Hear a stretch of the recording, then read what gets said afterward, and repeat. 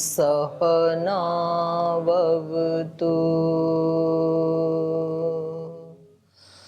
सहनौ भुनक्तु सह वीर्यं करवावहै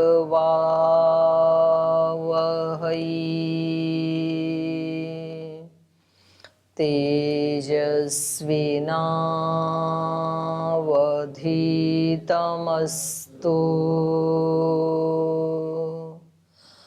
मा विद्विषावहै।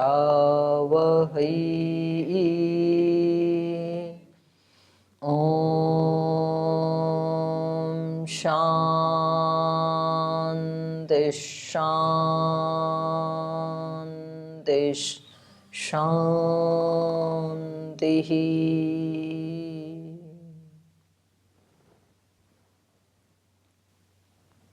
सूत्रपाठ। अथ तृतीयोऽध्यायः तृतीयः पादः। सर्ववेदान्त प्रत्ययं चोदनाद्य विशेषात् भेदाद्नेति चेन्नैकस्यामपि स्वाध्यायस्य तथात्वेन हि समाचारे अधिकाराच्च सववच्च तन्नियमः दर्शयति च उपसंहारो अर्थाभेदात् विधिशेषवत् सामान्ये च अन्यथात्वं शब्दादि चेन्न अविशेषात् न वा प्रकरण भेदात् परोवरीयस्त्वादिवत् संजातश्चेत्तदुक्तमस्ति तु तदपि व्याप्तेश्च समञ्जसं सर्वाभेदादन्यत्रे मे आनन्दादयः प्रधानस्य प्रियशिरस्त्वाद्य प्राप्तिरुपचयपचयौ हि भेदे इतरे त्वर्थसामान्यात् आध्यानाय प्रयोजनाभावात् आत्मशब्दाच्च आत्मगृहीतिरितरत्वदुत्तरात् अन्वयादिति चेत् स्यात् अवधारणात् कार्याख्यानादपूर्वं समान एवं चाभेदात् संबंधात् एवं अन्यत्रापि नवविशेषात् दर्शयति च संभृतिद्युव्याप्ति अपि चातः पुरुषविद्यायामिव चेतरेषामाम्नानात् वेदाद्यर्थभेदात् हानौ तु उपायन शब्दशेषत्वात् कुशाच्छन्दस्तुति उपगानवत् तदुक्तं साम्पराये तर्तव्यभावात् तथा हि अन्ये छन्दतः उभयाविरोधात् गतेरर्थवत्त्वम् उभयथा अन्यथा हि विरोधः उपपन्नस्तल्लक्षणार्थोपलब्धेर्लोकवत् अनियमः सर्वासामविरोधः शब्दानुमानाभ्याम् यावदधिकारमवस्थितिरधिकारिकाणाम् अक्षरधियां तु अविरोधः सामान्यतद्भावाभ्याम् औपसदवत् तदुक्तं यदामनानात् अन्तराभूतग्रामवत् स्वात्मनः अन्यथा भेदनुपपत्तिरिति चेन्नोपदेशादन्तरवत् व्यतिहारो विशिंशन्ति हि तरवत् सैव हि सत्यादयः कामादितरत्र तत्र चायनादिभ्यः आदरादलोपः उपस्थितेतस्तद्वचनात् तन्निर्धारणान्नियमस्तद्दृष्टेः पृथग्ह्यप्रतिबन्धः फलं प्रदानवदेव तदुक्तं लिङ्गौ भूयस्त्वात् तद्धि बलीयस्त्वात्तपि पूर्वविकल्पः प्रकरणात् स्यात् क्रियामानसवत् अतिदेशाच्च विद्यैव तु निर्धारणात् दर्शनाच्च श्रुत्यादिबलीयस्त्वाच्च न बाधः अनुबन्धादिभ्यः प्रज्ञान्तरपृथक्त्ववद् दृष्टश्च तदुक्तं न सामान्यादपि उपलब्धेर्मृत्युवन्न हि लोकापत्तिः परेण च शब्दस्य ताद्विध्यं भूयस्त्वात् तु अनुबन्धः एक आत्मनः शरीरे भावात् व्यतिरेकस्तद्भावाभावात् भावित्वान्न न तु उपलब्धिवत् अंगावबद्धास्तु न शाखासु हि प्रतिवेदं मंत्रादिवद्वा विरोधः भूम्नः क्रतुवज्जायस्त्वं तथा हि दर्शयति नानाशब्दादिभेदात् विकल्पो अविशिष्टफलत्वात् काम्यास्तु यथा कामं समुच्चयेरन् न व पूर्वहेत्वाभावात् अंगेषु यथाश्रयभावः शिष्टेश्च समाहारात् गुण साधारण्य श्रुतेश्च न व तत्सह भावा श्रुते दर्शनाच्च। ओम। तो आइए भाष्य पढ़ते हैं। अभी वेदांत दर्शन के तृतीय अध्याय का तृतीय पाद हम पढ़ रहे हैं और यहाँ उपनिषदों में उपासना से संबंधित जो जो वाक्य कहे हैं उन सब वाक्यों का, उनमें सब में उपास्य का अभेद होने से, उपास्य सब वाक्यों का एक ब्रह्म ही है, कोई दूसरा उपास्य नहीं है। तो ये अभेद होने से उन सभी वाक्यों का उपासना की विधि में उपसंहार कर लेना चाहिए। ठीक है। तो उपासना की विधि कितनी हो गई? भिन्न भिन्न होते हुए भी एक ही हो गई, क्योंकि सबका फल एक ही है, सबका लक्ष्य एक ही है, सबका उपास्य एक ही है। तो उनका सबका आपस में एक इंटरकनेक्शन हो गया, संबंध हो गया ना ब्रह्म से सबका। तो यहाँ पर पूर्व पक्षी इसके बारे में एक वो उठाते हैं, शंका उठाते हैं। वो कह रहे हैं संबंधाद एवं अन्यत्र भी, यदि उन सभी वाक्यों का ब्रह्म के साथ संबंध होने से उनको उपासना में लिया जा सकता है, शामिल किया जा सकता है, उपसंहार किया जा सकता है, अन्यत्र भी एवं, तो फिर तो उपनिषदों से अतिरिक्त जो वाक्य हैं उनका भी उपसंहार कर लेना चाहिए। तो उसका ये उदाहरण दे रहे हैं। यहाँ पर भी जो लिए हैं श्रुति से अन्यत्र, मतलब उपनिषदों में भी तो श्रुति वचन है ना, तो ज़्यादातर यहाँ पर उन्हीं वचनों को लिया है उपासना में। पर श्रुति से अन्यत्र जैसे स्मृति आदि हैं, स्मृति में क्या क्या आ जाएंगे? सारे दर्शन स्मृति में ही आते हैं और उपनिषद भी स्मृति में ही आती हैं। पर उपनिषद के उन वाक्यों को ले लिया इन्होंने स्मृति होते हुए भी, जो उपासना से संबंधित हैं, और कुछ तो सीधे सीधे ही श्रुति वाक्य मिलते हैं वहाँ पर। तो उसके अतिरिक्त जैसे रामायण महाभारत ये सब स्मृति में आ जाएंगे ना। तो जैसे सभी दर्शन हैं वो यद्यपि बहुत ऊंचे ज्ञान से युक्त होने के बावजूद भी उनका उपासना में उपसंहार नहीं है। कोई सूत्र आता है उपासना में दर्शनों से संबंधित? ईश्वर प्रणिधान, ईश्वर प्रणिधान ठीक है, उसको आप ले सकते हैं, पर उसके लिए सूत्र कौन सा है? तस्य वाचकः प्रणवः तज्जपस् तदर्थ भावनम। तो चलो आप जब उसका जप करेंगे तो आप उसका विनियोग कर सकते हैं ज़्यादा से ज़्यादा। पर जो उपासना है और उससे अतिरिक्त कोई सूत्र नहीं आता है, उसका विनियोग नहीं होता है। तो यही कह रहे हैं ये संबंधाद एवं अन्यत्रपि ब्रह्म आत्म गुणानाम उपसंहारः संबंधात। ब्रह्मात्म गुणों का जो उपसंहार किया जा रहा है वो किससे कर रहे हैं आप? संबंधात। माने यदि परमात्मा के वर्णन को लेकर के संबंध है ब्रह्म का उन वाक्यों से, इसको लेके यदि आप उपसंहार कर रहे हैं तो जो स्मृति आदि में जो वर्णित ब्रह्म के धर्म हैं तो उनका भी उपसंहार कर लेना चाहिए, वो भी ब्रह्म के ही धर्म है। ब्रह्मात्म वर्णन रूप संबंध मात्रात, क्योंकि ब्रह्मात्म वर्णन रूप संबंध मात्रात, ब्रह्म के स्वरूप का वर्णन, उसका संबंध उन वाक्यों के साथ होने से ब्रह्मात् प्रकरणाद एव यदि स्यात् एवं तु अन्यत्रपि, अन्यत्रपि को खोला, श्रुतितः अन्यत्रपि स्मृतिषु अपि वर्णितानां परमात्म गुणानां उपसंहार प्रसंगः प्राप्यते। यदि आप केवल ब्रह्म के साथ उनका संबंध है उन वाक्यों का, या ब्रह्म के गुणों के या उसके स्वरूप के साथ उनका संबंध है, तो इतने मात्र से यदि आप उनका उपसंहार कर रहे हैं तो ब्रह्मात्म प्रकरणादेव यदि स्यात् उपसंहार, ये अपनी तरफ से अध्यार करना पड़ेगा। एवं तु इस प्रकार तो अन्यत्रपि, अन्यत्रपि माने श्रुतितः अन्यत्रपि, श्रुति से भिन्न स्मृतिषु अपि वर्णितानां परमात्म गुणानां उपसंहारः प्रसंगः प्राप्यते। तो फिर तो परमात्मा के गुणों का उपसंहार का प्रसंग यहाँ पर प्राप्त होता है। प्राप्यते श्रुतौ स्मृतौ खलु उभयत्र परमात्म गुण वर्णनम विद्यते।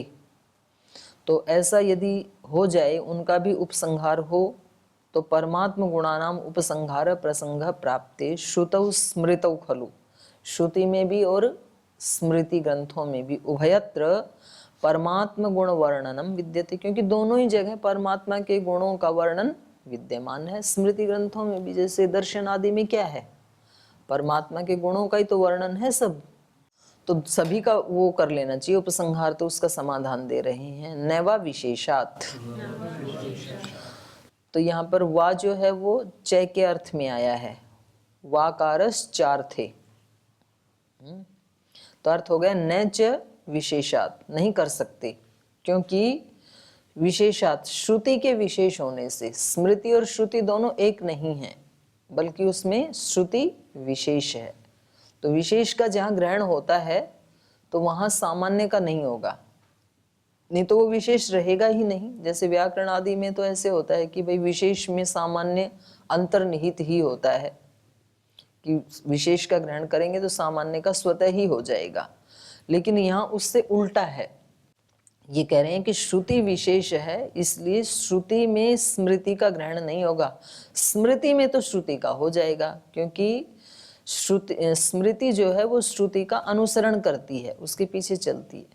तो जब हम स्मृति कहेंगे तब तो श्रुति का ग्रहण हो जाएगा, लेकिन जब हम केवल श्रुति कह रहे हैं तब स्मृति का ग्रहण नहीं होगा जी। न च श्रुतितो अन्यत्र स्मृतौ वर्णितानां ब्रह्मात्म गुणानां श्रुतौ उपसंहारो भवति। कह रहे नहीं, श्रुतितः अन्यत्र, श्रुति से अन्यत्र, स्मृतौ वर्णितानां, स्मृति में वर्णित, ब्रह्मात्म गुणानां, ब्रह्म के गुणों का, श्रुतौ उपसंहारः भवति, श्रुतौ उपसंहारो न भवति, श्रुति में उपसंहार नहीं हो सकता है। कुतः विशेषात स्मृतितः श्रुति ही, क्योंकि श्रुति जो है वो स्मृति से विशेष है। विशेष्यते तद अपेक्षया श्रुतेः, उसी को आगे खोल के बता रहे हैं, तद अपेक्षया, तद अपेक्षा माने स्मृति अपेक्षया, स्मृति अपेक्षया श्रुतेः विशेष्यते, श्रुति विशेष है। क्यों? प्रमाणत्वं विशिष्टम मन्यते, श्रुति को ही विशिष्ट प्रमाण माना जाता है। अंतिम प्रमाण क्या है हमारे लिए? वेद, श्रुति। स्मृति खलु श्रुतिम अनुसरति, स्मृति जो है वो तो श्रुति का अनुसरण करती है। जितने भी स्मृति ग्रंथ हैं वो सब वेद से ही निकले हैं, वेद से ही ऋषियों ने जो ज्ञान पाया उसको अपने शब्दों में उन्होंने कहा। तो स्मृति जो है वो श्रुति का अनुसरण करती है, न तो श्रुति ही स्मृतिम अनुसरति, लेकिन स्मृति श्रुति को श्रुति स्मृति का अनुसरण नहीं करती। तो बड़ी कौन है? श्रुति। न तो श्रुति स्मृतिम अनुसरति, स्मृते अवाक कालत्वात्, क्योंकि स्मृति जो है वो कौन सी है? अवाक काल वाली। अवाक काल मतलब बाद के काल वाली। क्या? अर्वाक तो बोल रही हूँ मैं, अच्छा अवाक बोला मैंने, हाँ सॉरी। क्योंकि स्मृति जो है वो अर्वाक काल वाली है। अर्वाक काल माने बाद के काल वाली। श्रुति पहले की है, स्मृति बाद में है। तो जो बाद वाला है वो छोटा होता है ना, पहले जो पैदा होता है वो बड़ा होता है।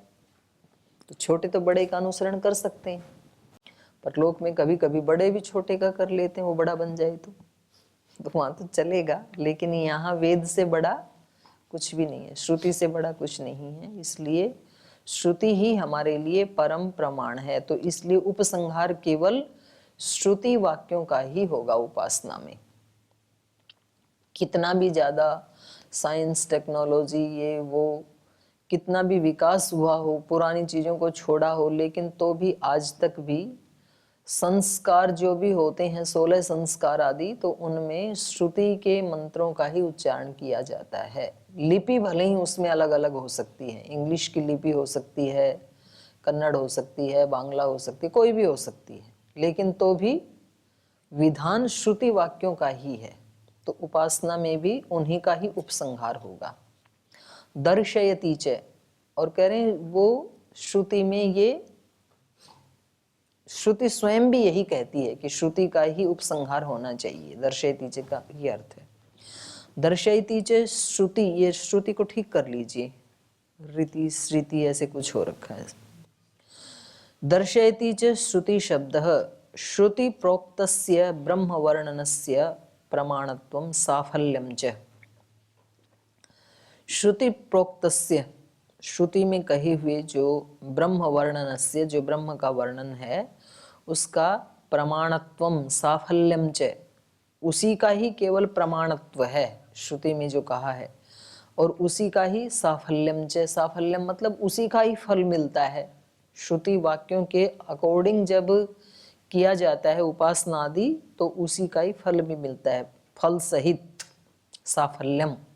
लोक में भी जो सफलता कहते हैं तो उसका अर्थ भी तो यही होता है ना, फल सहितता, फल भी मिलना चाहिए ना, तो उसको कहेंगे सफल हो गया।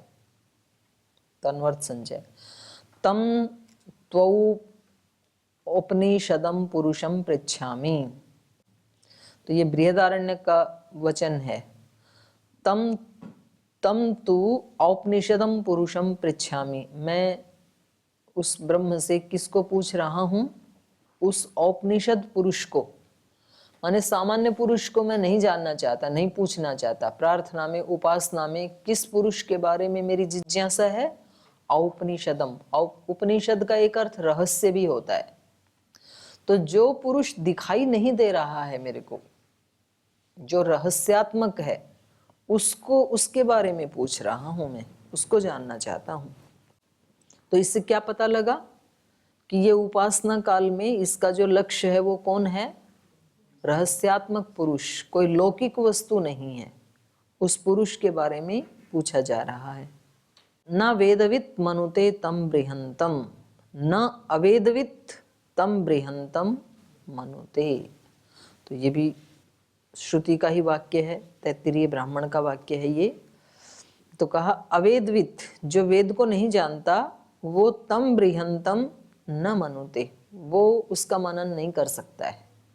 तो वेदवित होना जरूरी है। और ये महर्षि दयानंद ने भी कहा है कि जो व्यक्ति वेद को नहीं जानता, वो वेद से अन्य किन्हीं वाक्यों के द्वारा यदि उपासना आदि करता है तो वो वस्तुओं को ठीक ठीक नहीं जान सकता। ये ढूंढ के लाना आप उसमें संस्कार विधि में है, ये उपासना विधि में ढूंढ के लाना, ये वाक्य जो है ना। तो यहाँ पर भी वही कह रही है, श्रुति भी वही कह रही है, न अवेद्वित तम बृहंतम मनुते स्मृतिरपि श्रुते प्रामाण्यम स्वीकरोति। क्योंकि स्मृति भी श्रुति के प्रमाण को ही स्वीकार करती है। स्मृति में भी परम प्रमाण क्या है? श्रुति ही है। धर्मम जिज्ञासमानानाम प्रमाणम परमम श्रुति ही, ये मनुस्मृति का अर्थ है कि धर्म की जिज्ञासा करने वाले जो योगी हैं, ऋषि हैं, उन सब के लिए भी परम प्रमाण क्या है? श्रुति ही है। यहाँ तक कि हर मत पंथ संप्रदाय वाले ही लगभग वेद को परम प्रमाण ही मानते हैं। खास करके जो हिंदू लोग हैं वो तो मानते ही हैं। इसमें जैसे दो धाराएं बन जाती हैं, यार ये सामाजिक, ये सनातनी पौराणिक। लेकिन सनातनी पौराणिक भी वेद को तो परम प्रमाण मानते हैं। वो अपने वाक्यों को बोलते हैं, बोले हम वेद से जुड़े, ये वैदिक वाक्य हैं, ऐसा ही बोलते हैं वो। तो श्रुति को तो सभी ने परम प्रमाण माना ही है, पुराणकारों ने भी माना है। तस्मात् स्मृतितः श्रुतौ ब्रह्म गुणा न उपसंह्रियन्ते, इसलिए जो ब्रह्म के गुण स्मृति में हैं, तो तस्मात् स्मृतितः, स्मृति से, श्रुतौ, श्रुति में, ब्रह्म गुणा न उपसंह्रियन्ते, ब्रह्म के गुणों का उपसंहार नहीं किया जा सकता है। तो अब यहाँ पर कुछ वाक्य ये बता रहे हैं कि भाई इनका उपसंहार तो कर लेना चाहिए। जैसे शब्द है यहाँ पर संभृति, द्युव्याप्ति, अपि च, अतः। तो ये 23 नंबर सूत्र हो गया। और 24 कह रहे हैं पुरुष विद्यायामिव चेतरेषाम अनाम्नानात्। ये कह रहे हैं कि संभृति, द्युव्याप्ति, इनका संभृति, द्युव्याप्ति, अपि च अतः, अतः माने इसी कारण से। किस कारण से?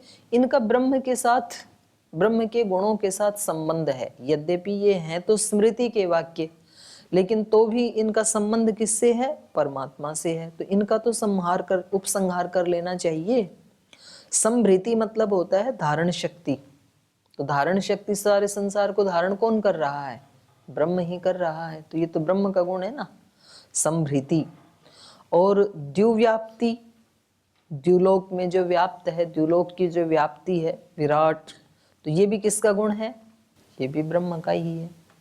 संभृति द्युव्याप्ति, व्याप्ति अपि, तो ये दोनों भी माने धारण शक्ति और द्युलोक में व्याप्ति, ये भी अतः, इसी कारण से माने उपसंहार करने योग्य हैं। अतः माने इसी कारण से। किस कारण से? ब्रह्म के गुणों के साथ इनका संबंध है। पुरुष विद्यायामिव च इतरेषाम, इतरेषाम अनाम्नानात्, तो कह रहे हैं ये जैसे पुरुष विद्यायाम इव, जैसे ब्रह्म विद्या में ही इन शब्दों का प्रयोग किया जाता है। पुरुष विद्यायाम इव, पुरुष का अर्थ है यहाँ पर ब्रह्म, और पुरुष विद्या मतलब ब्रह्म विद्या। ब्रह्म विद्या में ही च इतरेषाम अनाम्नानात्, जो दूसरे जो प्रमाण हैं उनका इतरेषाम अनाम्नानात्, क्योंकि दूसरे जो शास्त्र हैं या जो प्रमाण हैं उनमें इनका उपसंहार नहीं किया गया है। माने ना तो स्मृति आदि में, कहीं उपासना आदि में इनका उपसंहार किया है, और श्रुति में भी नहीं किया गया है। और हैं ये दोनों वाक्य कैसे? ब्रह्म के गुणों से संबंधित। तो यदि सभी स्मृति वाक्यों का उपासना में उपसंहार नहीं करते हैं तो कम से कम इन दो वाक्यों का तो कर ही लेना चाहिए, क्योंकि ये तो ब्रह्म से ही मेल खाते हैं। ब्रह्म से इतर तो इनका कहीं कोई प्रयोजन सिद्ध होगा ही नहीं ना। स्मृति में इनको अन्यत्र कहीं प्रयोग कर लिया जाए ऐसा तो होगा ही नहीं। तो संभृति द्युलोक की व्याप्ति, ये तो ब्रह्म से ही संबंधित है। और संभृति इस सारे संसार को धारण करने की शक्ति, तो ये तो सीधे सीधे ब्रह्मा से ही मेल खाते हैं।